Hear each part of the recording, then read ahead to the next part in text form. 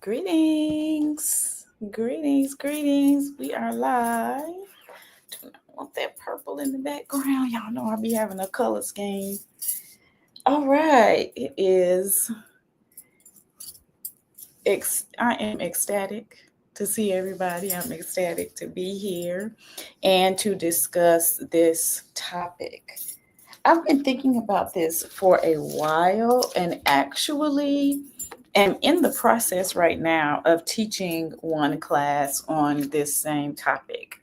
But I'm going to move forward after this class ends. The class that we have tomorrow is actually our last class in the first series of the Cunt-delini protocol. And so next week we will be starting the second series of the Cunt-delini protocol. And that's what part of what we're going to discuss today. So today we're going to be talking about the ways in which we are still afraid of full liberation. What are the ways in which we are still avoiding and sidestepping full liberation? Alafia Nia Dupuy. Greetings. I'm so glad that the exquisite care video changed your life. I am so glad. That is the purpose of it. That is the reason for it. So thank you so much. That's what I love to hear. But greetings to one and all. So as I said, today we're going to talk about the ways in which you are afraid of revolution, the ways in which you are not embracing and you are actually avoiding and straight up repelling and pushing away full liberation. That's what we're going to discuss today. Just got in from my morning walk, and these were the thoughts that were rolling around in my head as I was coming fully into the state of energetic bliss that my morning herbs put me in, and using that state of energetic bliss to commune with nature, with Earth Mother Onile, and allow her to speak to my Ori, my highest self, that part of me that is connected to her. So if you have noticed, or you may have noticed, that the thumbnail for this video is mushrooms, right? And that was not accidental. Nothing that I do, very few things that I do are accidental. Most of the things that I do are interconnected and they have a meaning.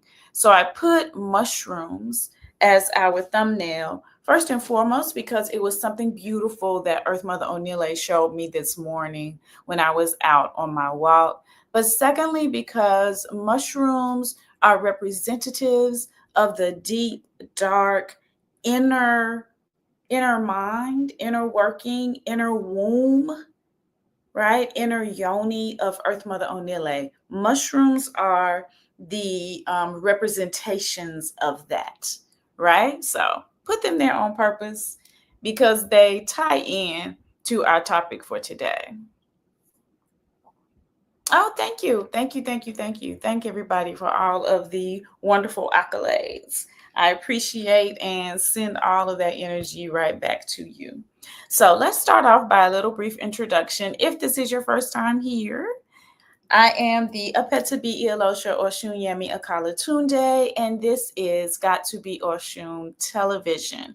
Here I do the work of freeing Black women and Black femmes from the terrors and horrors and enslavement of mammying and muling. And I teach us how to turn that energy that we have been taught to give out to everyone else back in on ourselves. So that is the goal of the channel. That is the reason for any video I upload, any class that I'm teaching, any reading that I do, any work that I do. This is the reason. So we're happy to have you. We are happy to be here with you, and we are ecstatic to be in community with you. Greetings, Sister Dominic Moon. Oh, beautiful. I'm happy to hear it. I am happy to hear it. All right, so let's get started. Most of us are not, even though we may call ourselves revolutionary, many of us ain't real revolutionaries. And you can see that in the reality that being a revolutionary means that you have to interrogate everything. We used to say you have to question everything, but I'm going to take it a step further and actually use the term interrogate, meaning that you question all of the paradigms that you were raised with. You question all of the thoughts and concepts that you believe were understood. You question anything that you've been taught is universal, anything that you've been taught is global, anything that you've been taught everybody does. Question that, interrogate that, dig into it, and analyze the reasons that you may have been told that this is how life is, that this is how things go, that this is how everything has to be. I know you're not a real revolutionary when you are only comfortable questioning things up to a certain point. Everybody can question racism, right? Everybody can question that. And most people don't have any sort of qualms about pointing out racism when they see it, right? But you ain't a real revolutionary because you ain't gonna necessarily question systemic racism. How did Black neighborhoods get to be Black neighborhoods? Why do Black neighborhoods look the way that they do? How did Black countries and nations get to be Black countries and nations? And why do Black countries and nations operate in the way that they do? Right? So you feel comfortable questioning racism, but you uncomfortable questioning systemic racism.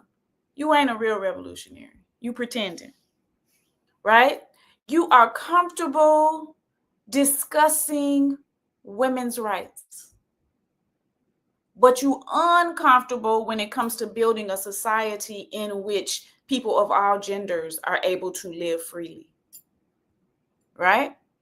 You're not going to touch upon the fact that a gender binary was taught by the same colonizers that enslaved you.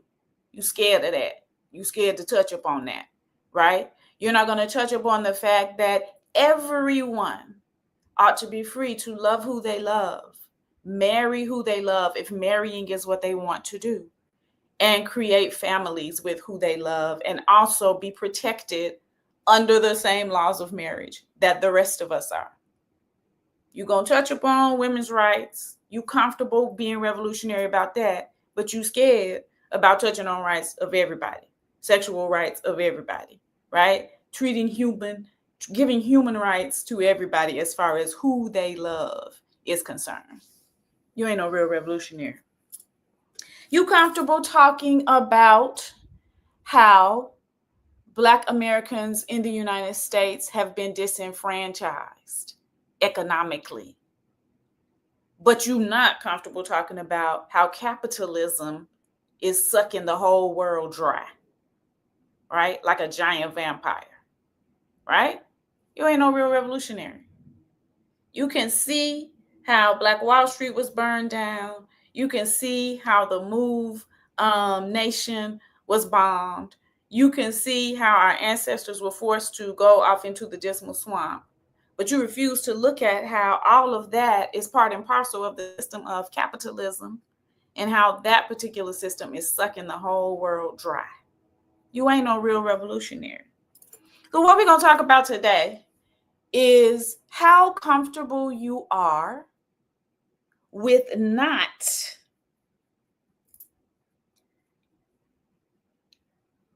fully embracing feminine sexuality.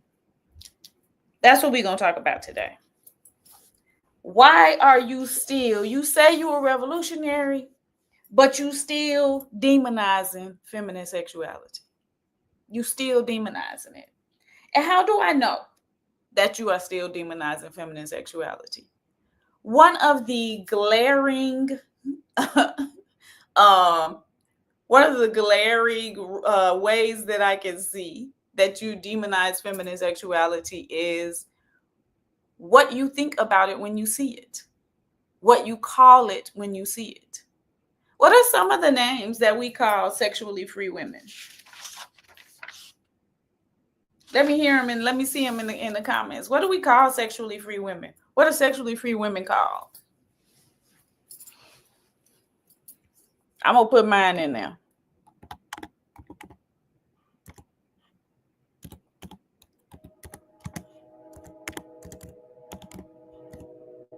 $304. That's the new one. That's the new one. Right? There you go. There you go. That's what we call sexually free women. In 2025, we are still calling we still got a name for a sexually free woman.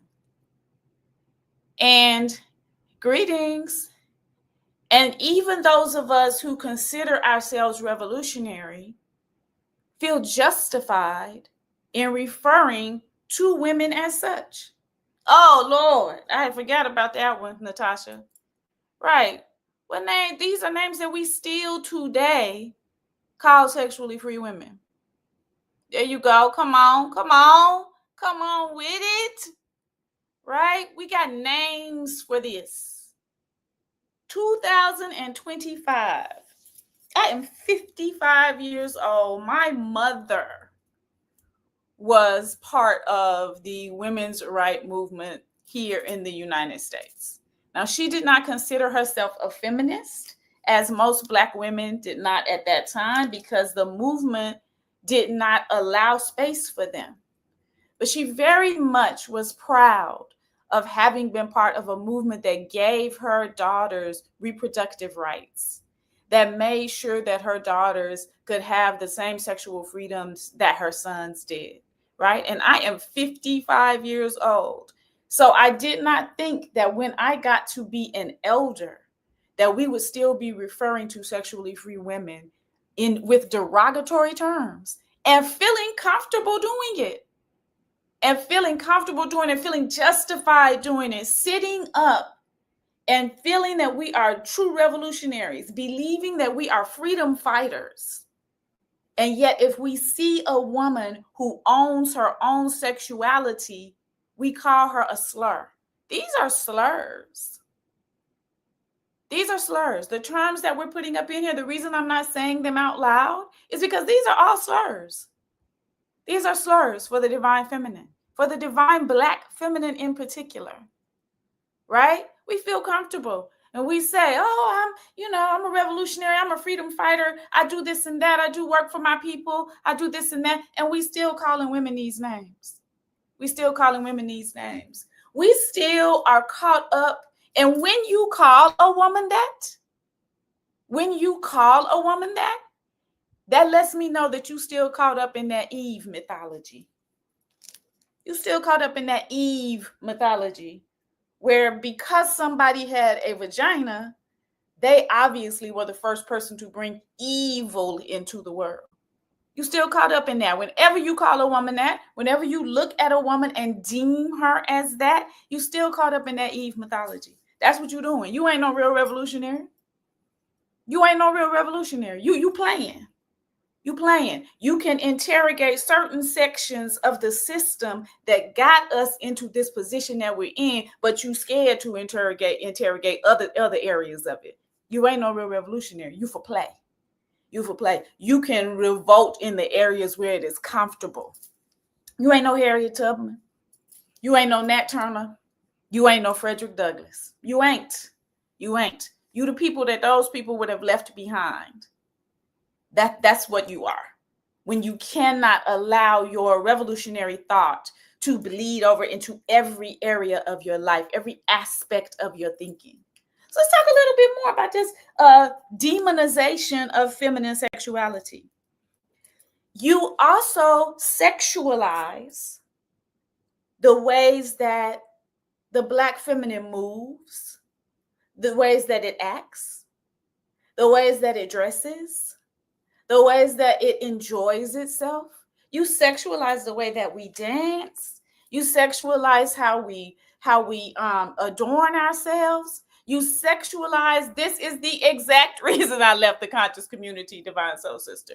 You sexualize the fact that we want to paint our faces.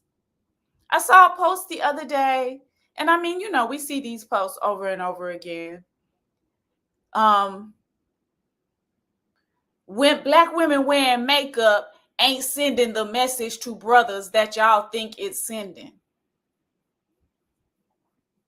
What? What? What? Black women wearing makeup ain't sending the message to brothers that y'all think it's sending. And you know, it was a man that wrote this.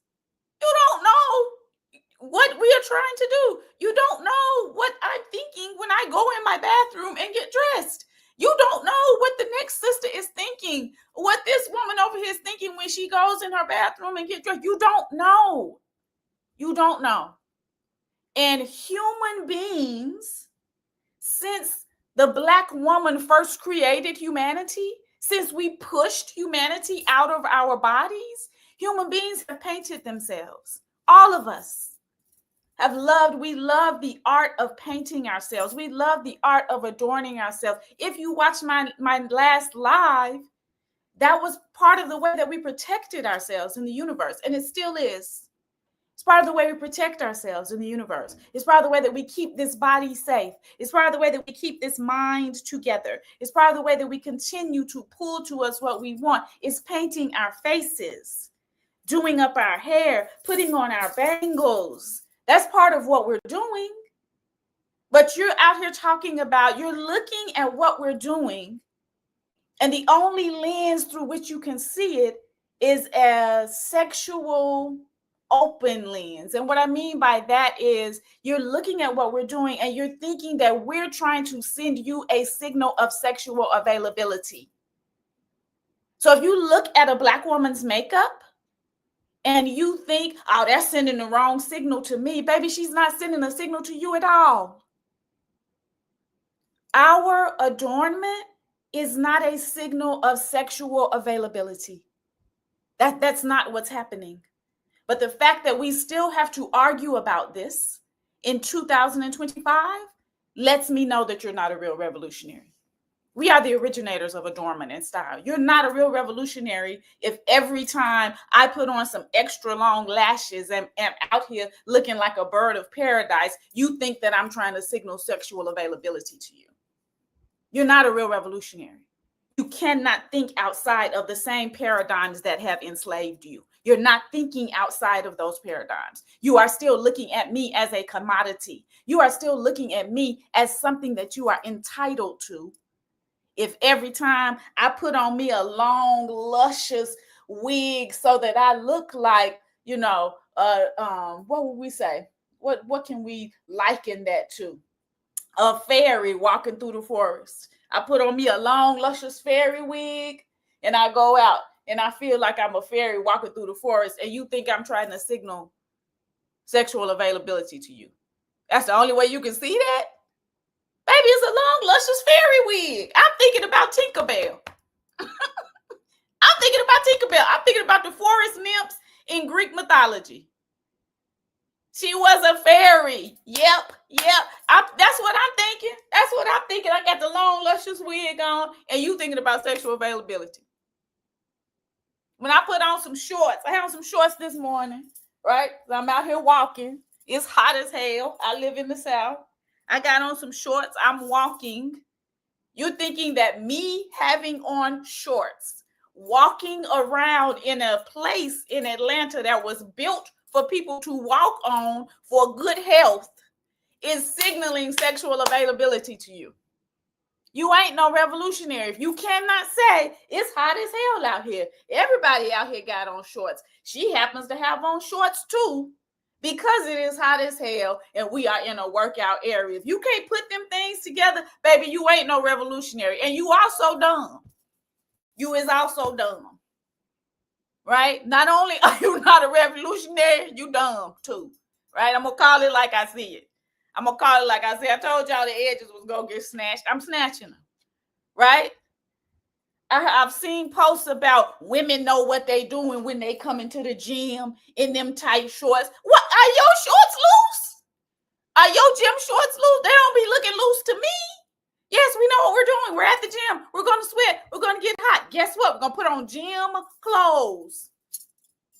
We're going to put on gym clothes. If you're looking at that as a signal of sexual availability when a Black woman is in a gym, trying to get her workout on, and you thinking she trying to signal sexual availability to you, you ain't no revolutionary.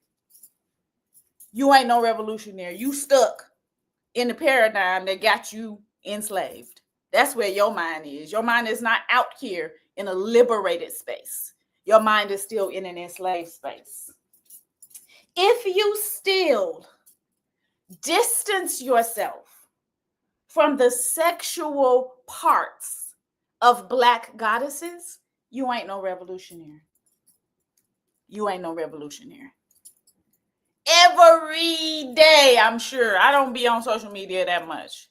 But when I was on it more, I am a priestess of Oshun for 31 years this year. The entirety of my adult life. I am 55. I've been doing this for 31 years. So my entire adult life, I've been a priestess of the munificent deity Oshun. All praises be unto her holy name. And one of the aspects of Oshun is as a Black, beautiful Black, West African, Anago, Yoruba, Nigerian goddess of sex, right? And boy, I tell you, every day, people are trying to bypass that online. No, she ain't. No, she ain't. She ain't got nothing to do with sexuality. If you cannot deal with the sexual aspect of Black goddesses, you ain't no revolutionary. Your mind is still enslaved. If the sexuality of a goddess whose name means the source bothers you, and you got to pretend it didn't exist, and you got to pretend that white people put that in there, and you got to pretend that she wasn't never like that, you ain't no revolutionary. You ain't no revolutionary. Your mind is enslaved. You cannot see the fullness of what life is about because you are still looking at life through a lens of Abrahamic tradition, through a lens of white masculine imperialism. That's how you're looking at life when you cannot see and when you are uncomfortable with and when you refuse to deal with the sexuality of Black goddesses. You ain't no revolutionary. You ain't. You is not. And finally, if you still are putting pain in pleasure's rightful place. Y'all don't hear me though. Amen, lights. Amen, ceiling fan. If you are still putting pain in pleasure's rightful place, you ain't no revolutionary. If you still in a romantic relationship and you somewhere talking about no pain, no gain, you ain't no revolutionary, right? And I've been there. I'm not talking about anything that I haven't done. You're not going to ever hear me talk about what I think. I'm only going to talk about what I know. And I know it because I've lived it. And so I've lived it long enough to sit up here and tell y'all, don't do this. Don't do this. Remember how they used to send the children down to the jail so that the people who went to jail could be like, don't follow me? Right. That's what I'm here. That's what this is. That's what this is. If you are still putting pain in pleasure's rightful place, you ain't no revolutionary. If you still talking about, well, you got to go through something to, have a good marriage, you ain't no revolutionary. Yeah, obviously, life is not all milk and honey. Obviously, life is not all cowrie shells and lotus blossoms. That's not what I'm saying. I'm a grown woman. I'm a real human being. I'm a person. I only deal in the practical. But if the foundation of your marriage is based on you struggling, you ain't no revolutionary. If the foundation of your romantic partnership is your struggle, you ain't no revolutionary, baby. You putting pain where pleasure supposed to be, right? If the foundation of your income, how you feed yourself, is based on pain, you ain't no real revolutionary. I'm telling you what I know. I'm not telling you what I think. I'm telling you what I myself have done. and how I know that the shit don't work, right? Pain is not a motivator. The reason that you believe that pain is a motivator is because pain is a dominator and a controller. Pain dominates you and numbs you out. But it is not a motivator. You are not motivated. You are scared. You are frozen. You are terrified. Pain is not a motivator, right? No pain, no gain in what you eat. I got to eat nasty shit to be healthy. You ain't no revolutionary. You ain't no revolutionary. Well, Ia got online today and said that we should be eating junk food. That's not what I'm saying. Junk food is pretend. Junk food is like eating plastic. I am not saying that you go out and eat plastic. It's not what I'm saying. But if you believe everything that I eat should taste nasty, it's not going to taste good, I'm not going to feel like eating it, I'm not going to be excited about eating it, and that's how I'm going to get healthy, you ain't no revolutionary. Now, some shit you supposed to eat is supposed to be bitter. Turnip greens is bitter. Are they nasty? They ain't. They ain't. We black. We of the African diaspora. You supposed to be seasoning your shit. Right? But everything ain't going to be sweet. Everything is not going to taste like sugar. That don't mean it ain't good. Right? If you are eating real food, then you know you are taking good care of yourself. You are not supposed to be living a life that feels like drudgery. There is no sweet by and by. There is no reward. There is no land of milk and honey that you will be given for living a life of drudgery. And if you still believe that drudgery and harm and struggle and feeling bad and being sad is going to take me to some greater place, you ain't no revolutionary. You ain't no revolutionary. You scared of full liberation. You only want to be liberated up to a point. You only want to be liberated up until the point that you are sitting in the position of your oppressors. You only want to be liberated up until the point that you are sitting in the position of your oppressors. That's not liberation. That's swapping places. So if you are sitting in the position of your oppressor, who is still oppressed? Who is still oppressed? If you don't switch the entire system, if you don't tear the whole goddamn thing down to the ground, who is still oppressed? I ask you, children are still oppressed. Women are still oppressed. All people of color all over the world are still oppressed. Trans people are still oppressed. Gay people are still oppressed. Everybody is still oppressed. If you only want to liberate yourself to the point where you are now the oppressor, every goddamn body is still oppressed.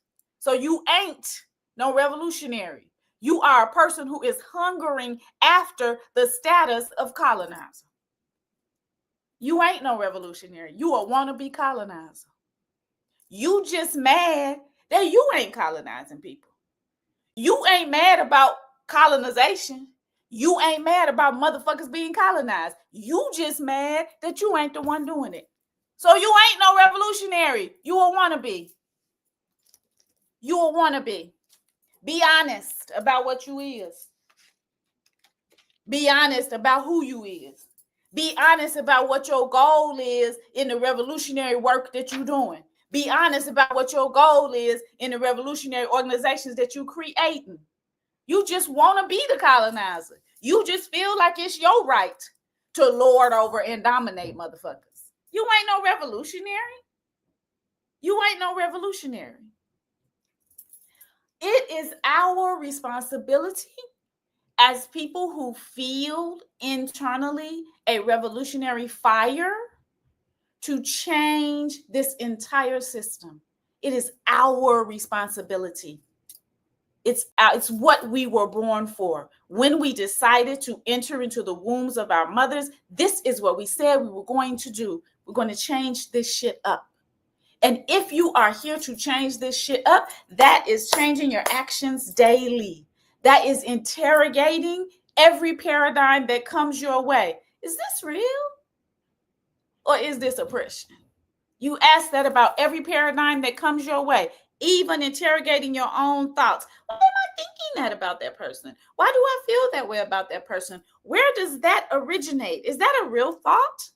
Or is this something I was taught by oppressors to try to work to gain the position of oppressor? Right? Interrogate your every thought. Interrogate your every move. Interrogate what you are doing day to day. Interrogate how you treat your body. Are you still treating your body like a commodity? Or are you treating your body like a beautiful thing of beauty that the ecstasy and pleasure and bliss of your mama and daddy created? Because if you're treating your body like a machine, you ain't no revolutionary. You ain't no revolutionary. If you don't understand your body to be a seed of pleasure that continues to grow when watered by more and more pleasure, you ain't no revolutionary. You a pretend. You a pretender. Your life is a pretense, is what I was about to say. Ashe, I was getting weary too, Alicia. I was getting weary too. This is my own preaching to myself this morning. It's what Earth Mother O'Neill gave to me this morning as I walked down my little path in my own personal weariness. Right? Don't let your life be a pretense.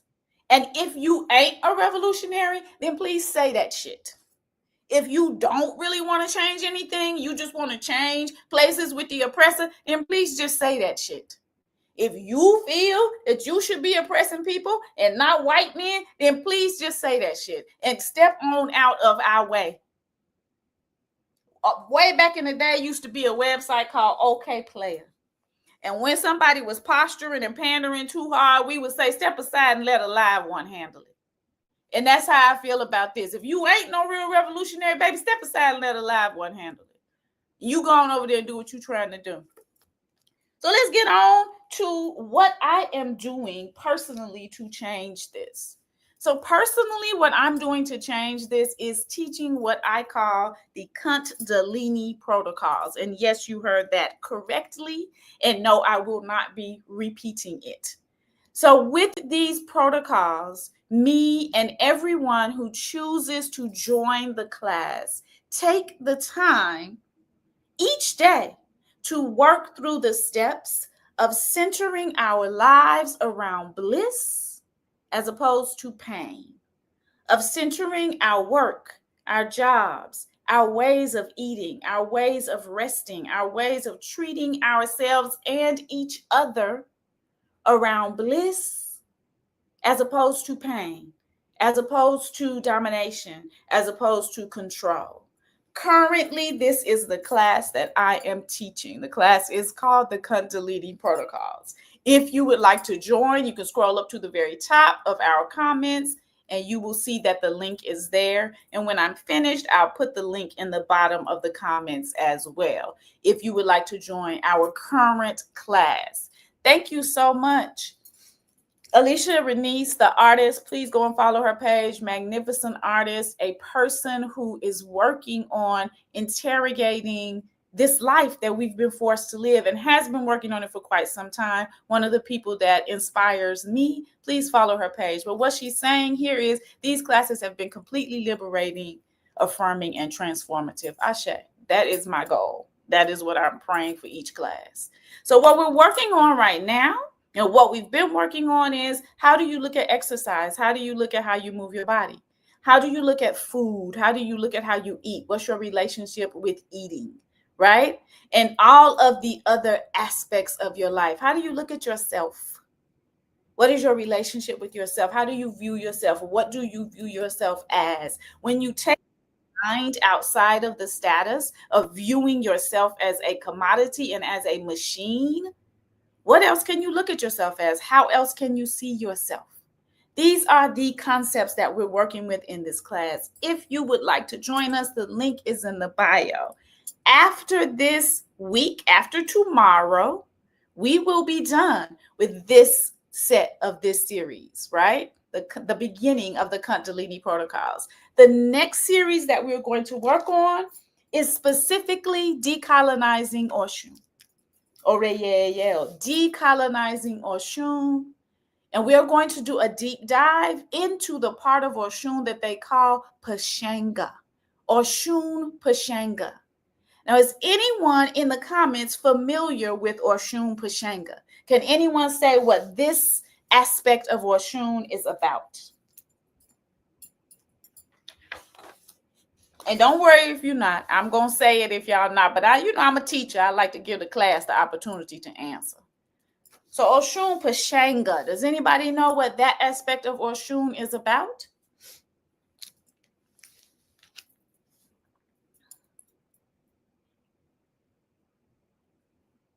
Anybody know? And I don't know,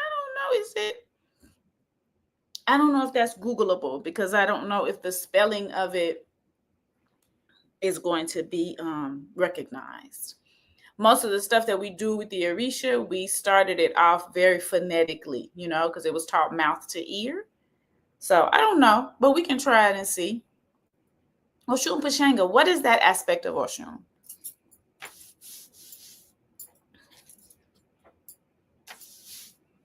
All right. I'm going to put it up in here for y'all.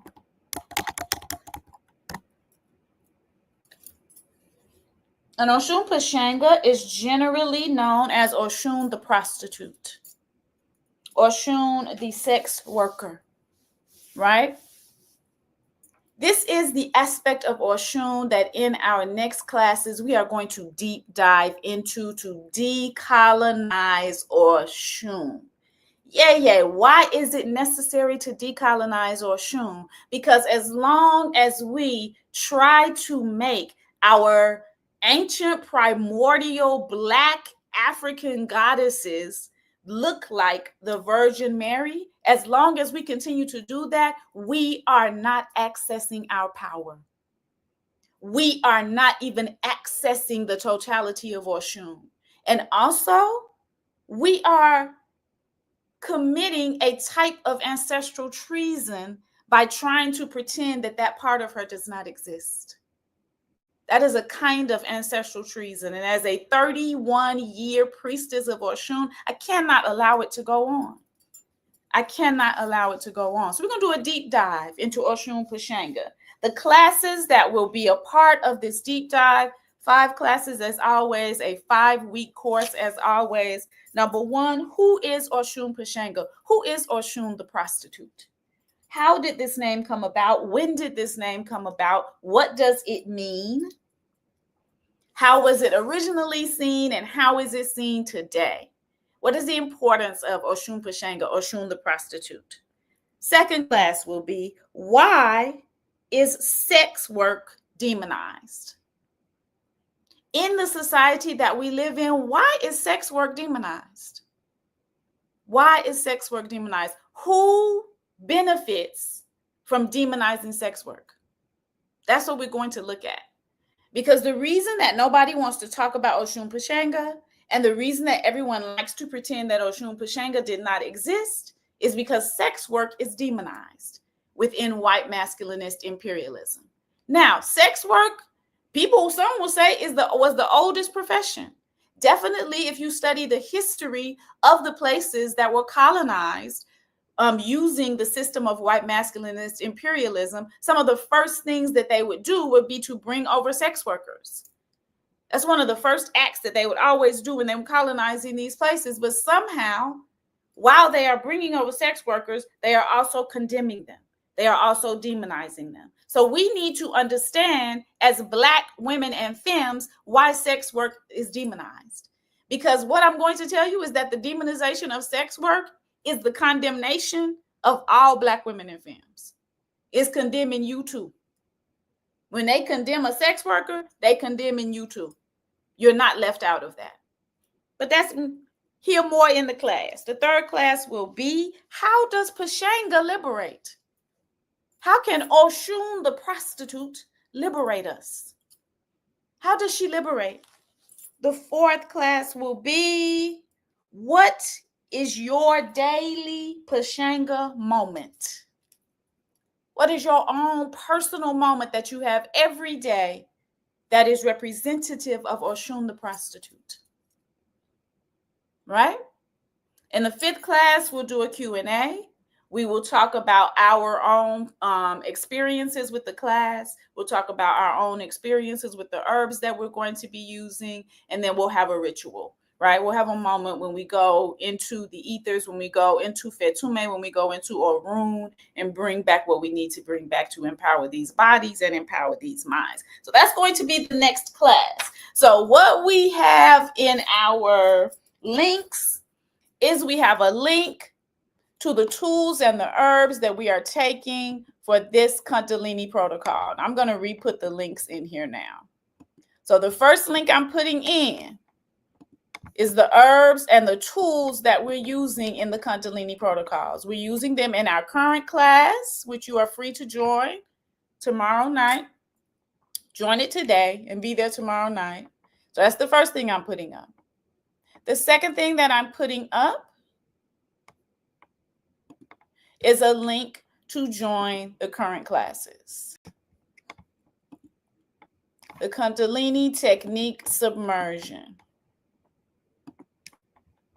That's the link that I'm putting up now.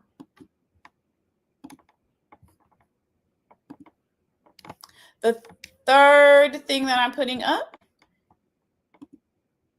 is a pre-order link for the next set of classes. If you join the classes now, you will get a $10 discount. If you wait until next week, then they will be full price. If you are already in the monthly cycle of classes, then that, you're already in the monthly cycle of classes. Okay? All right. And then let me make sure I didn't leave anything out because I feel like I put 4 links up. Oh, no, it was just 3. Okay. So what you have first is the herbs that we're taking. Most of the time when we're not moving our bodies, when our thoughts do not feel clear, when we feel a little bit of disconnection from the universe, it is because of it is because of a mineral deficiency, right?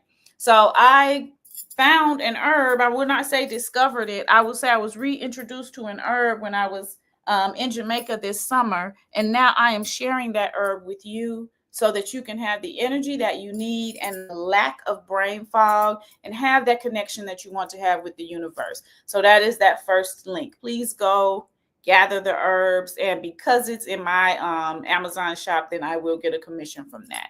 Second link, the classes that I'm teaching right now. How do we center bliss in our lives? How do we center ecstasy? How do we move pain out of that place of center and put pleasure back in that place of center? That's what we're working on. That's the second link. Third link, Oshun Pashanga, deep dive. Let's decolonize Oshun. Let us truly look at Oshun the prostitute and get an understanding as to why she is so demonized and the most demonized aspect of Oshun.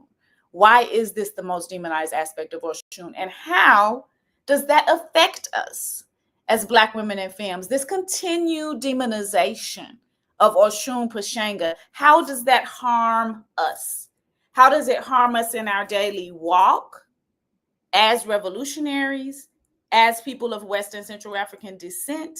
And how does it harm our relationship with the ancestral mothers, of whom Oshun is the leader?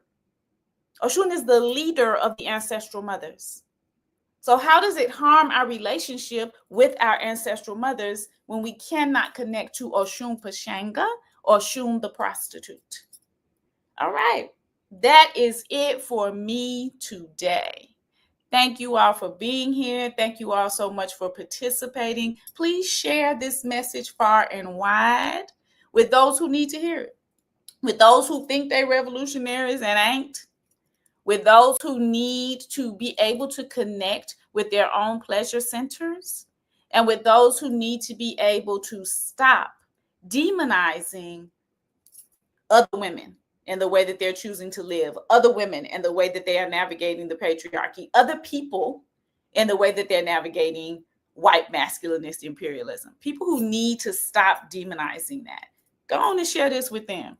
But Ashe, Ashe, Ashe. This is my goddaughter, illustrious goddaughter, the Mambo Noli Obatanuke. And she is saying that Erzali Fueda's role in the Haitian Revolution is often dismissed as for this very reason, right? The same as Oshun Pashenga. Same as Oshun Pashenga. We have got to get over this. What I am sure of, because of the kind of work that we put in, and because of the kind of obstacles that I see us bursting through and busting through every day, what I am sure of is that my loyal followers, loyal students, loyal listeners are actual revolutionaries. We are trying our best to do the work of revolutionaries. We are trying our best to change these wicked ass paradigms. We are trying our best to change our lives. We are trying our best to stay connected to the mothers, to stay connected to the divine, right? We're trying our best. And so with that in mind, I always want to give us the meat and the fuel and the upliftment, right? And the mental stimulation and the way to change those neural pathways in our brains so that we can get on over here to this other side of real revolutionaries, because I know that's what we're trying to do. I'm going to tell you when this came up. Before I go, I'm going to tell you how this came up today. Y'all probably already know. I was like, okay, I'm not going to go on the treadmill today. If the weather is nice, I try my best not to go on the treadmill. If the weather is nice, I want to be outside. I want to be outside. And I'm from the country. I'm a country girl. I love me some outside. I love me some grass and some dirt and some sun. You know, I love all of that. So I was like, the weather good. You know, I want to go outside. And what happened? I was getting ready to go outside. I knew I had to work out. And what happened? Because this happens to every Black woman in film. I looked in my closet and said, what we gonna wear? Uh-oh. We ain't gonna be in the gym. In the gym, that's a part of my complex. I kind of got a little bit of freedom, right? I live here. Everybody know I live here. We kind of know each other. I kind of don't have to think about what I have on as much. I can just put on some gym clothes and go. Ain't nobody up in there really, you know, got on nothing that's covering anything. We all got on gym clothes and we doing our thing. Nobody has ever harassed me in my little gym for my complex. Nobody has ever said anything about what I have on or don't have on. But that wasn't where I was going today. Today I was going out amongst them, right? On the belt line in particular. And I was like, oh man, I would put on my little gym shorts, but maybe I should put on a looser short. Or I would put on this, but maybe I should also put on a bra. I just got me some new waist beads. I was just gifted with some new waist beads. I'm gonna post about those later. But maybe I shouldn't have those on. Maybe that's gonna draw too much attention to my nether regions. And that pissed me off. Having to think about what the fuck to put on when it is 90 degrees outside and you just want to be outside in the flowers and the grass with the butterflies and the beauty and hearing the sounds of nature and feeling the sun. That's all that you want to do, but you got to think about whether or not you should wear some shorts. You got to think about whether or not you should put on your waist beads. I love me some waist beads. And these brand new ones, they fly as hell. I'm going to post about them later. But these is fly as hell. Look at these. Look at these. These is fly, baby. I love these. But I had to think about it. I love a big old roomy t-shirt. But uh-oh, should I have a bra? A bra? And that's why. That's why I said, girl, put on what feels comfortable on your body. Put on what brings you the most pleasure. Put on what makes you the happiest, right? I had to come out of my own way of thinking that was enslaving me, right? That was keeping me limited. So I had been thinking about this class to the back of my mind, but having that experience today pulled that all the way to the front. I pulled it all the way to the front of my mind. I was like, hold up now. Hold up. Is you a revolutionary or not? Or no? Or no? And how much of a revolutionary are you? Right? What aspects of revolutionary action are you willing to be in? What revolutionary actions are you willing to take? Right? Well, how much revolutionary space are you willing to take up in your everyday life? Just on your walk on the belt line, right? So that's why I came to think about this. Is your ass a real revolutionary? Are you scared of full liberation? It was a question I was asking myself this morning while going through my closet. All right. Enjoy the rest of your day. For people who are signed up for the Cunt-delini protocols, bliss submersion activities that we are doing, I will see you guys tomorrow night. For the people who are not, I would love to see you tomorrow night too. Come on in. The link is right there to join. For those who want to join the Oshun Pashanga class, I'm giving a discounted price for the pre-order, and then next week it will go up to its complete price. Please join. I would love to see you there. Please share the video. Everybody enjoy the rest of their Tuesday. I'm about to get on down to some other work that I have to do this good Tuesday, but oh my God, it's been a gift and a blessing to be here with y'all, right? You know they be, yeah. But honestly, Divine Soul Sister, because I wrapped myself in a revolutionary energy, I didn't even experience any sort of harassment. Not even one little bit of harassment. I walked down that whole belt line. I'm in my side of the belt line, so it's a different area. But I walked the whole thing, and then even went through a little skate park that we have over in this area, and it was all good because I wrapped myself in a revolutionary way of thinking. I was like, nah, this is a body. This is a thing that bodies do. This is a body that has estrogen. So this is how bodies that have estrogen look, right? If you can't handle it, that's on you. That ain't got shit to do with me. And I'm not going to take any sort of abuse because of what my body looks like, as I'm out here trying to walk the belt line just like everybody else. All right. Enjoy your Tuesday. Ecstasy, abundance, and bliss to each and every one within the sound of my voice that is wishing the same for me and mine. And as always, we wish the lessons of life on those who are ignorant enough to wish us otherwise. Please share the video. Thank you guys so much for being here. Thank you all so much for your support. And I will see you tomorrow or next time. Peace, guys.